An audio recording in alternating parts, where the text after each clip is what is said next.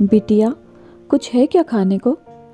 दोपहर 3 बजे के आसपास राकेश बाबू ने बहू के कमरे में आवाज़ लगाते हुए कहा, ये भी कोई वक्त है खाने का?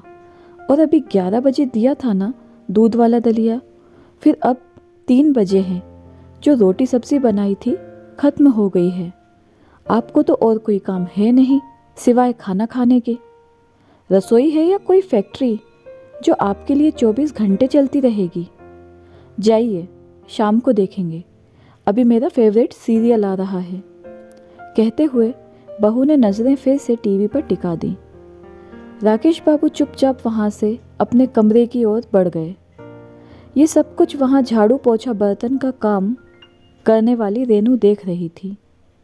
वह मन ही मन सोचने लगी कि कहने को इतना बड़ा बंगला है, बड़ी बड़ी गाड़ियाँ हैं, पैसा है, मगर इतना बड़ा बंगला और पैसे होने के बावजूद भी दिल बहुत छोटा है इनका, जो अपने घर के पिता तुल्य ससुर जी की सेवा नहीं कर सकते।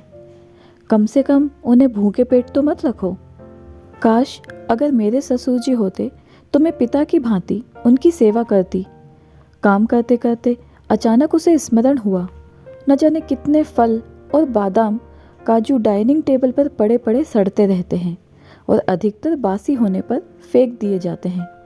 घर के बच्चे उन्हें देखते तक नहीं हैं, क्योंकि उन्हें फ्रेश चीज़ें खाने का शौक़ है।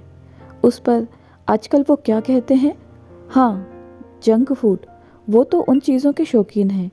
ये फल मेवे वो देखकर अनदेखा कर देते हैं। साहब मालकिन को जहाँ अपने काम और किटी पार्टी से फुर्सत ही नहीं है, तो वो क्या खाएंगे और क्या देखेंगे बेचारे? बच्चे बेचारे बुजुर्ग दादाजी, तो उनका मुंह तो बिना दांतों की बसती है। उनकी दाल तो खिचड़ी दलिए से ही गल सकती है, तो वो क्या खाएंगे फल मेवे? तभी कुछ सोचते हुए रेनू का चेहरा खिल उठा। उसने एक मुट्ठी मेवा सिलबट्टे पर पीसे और ज़रा से दूध में एक पके केले के साथ मसलकर बुजुर्ग राकेश बाबू को पकड़ा दिए और बोली, बाबूजी चुपचाप खा लीजिए, आपको भूख लगी है ना? अब प्यासे को थोड़ा सा पानी मिल जाए तो वो अमृत समान होता है। बुजुर्ग राकेश बाबू भीगी हुई पलकों को साफ करते हुए तेजी से खाने लगे। उन्हें संतुष्टि से खाते हुए देख रेनू को भी संतुष्टि हुई। अब ऐसे रोज का नियम हो गया। रेनू रोज ऐसे गरिष्ठ व्यंजन दोपहर में टीवी से चिपकी बहू की नज़र से बचाकर बुजुर्ग राकेश बाबू को दे देती। कभी आते जाते बच्चे देख लेते तो सोचते, दादाजी की आंखें कितनी कमज़ोर हो गई हैं, जो मम्मी की जगह काम वाली से न जाने क्या क्या मांगकर खाते रहते हैं।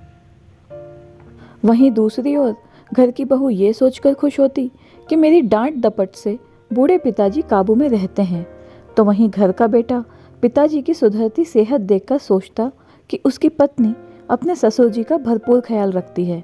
और घर की काम वाली रेनू सोचती है, उसकी तो नौकरी भी यही है और ज़िंदगी भी यही है। झाड़ू बर्तन करते करते जाने कब सांसें साथ छोड़ जाएं। अपने ससुर जी की सेवा करने का सौभाग्य तो उसे मिला नहीं, तो क्यों ना यहाँ घर के बुजुर्ग की सेवा करके कुछ पुण्य भी कर ले। वहीं बुजुर्ग राकेश बाबू सोचते कि अब सोचना समझना क्या है, दिन ही तो काटने हैं, भूखे रहकर मरने से अच्छा है आखिरी वक्त में जो सेवा और सम्मान ले रहा है, ले लो। अब अक्सर रेनू को आशीर्वाद देते हुए सोचते, अगले जन्म में भगवान मुझे अमीर बनाना चाहे मत बनाना, बस बेटी देना या बहू देना, तो ऐसे सुलझे संस्कारों वाली रेनू जैसी ही देना। तो दोस्तों, ये थी हमारी आज की कहानी। आपका क्या कहना है इस कहानी के बारे में? कमेंट करके हमें ज़रूर बताएं। वीडियो को लाइक करके चैनल को सब्सक्राइब कर लीजिए ताकि आने वाली वीडियो आपको तुरंत मिले। मैं मिलती हूँ आपसे अगली कहानी में। तब तक के लिए धन्यवाद।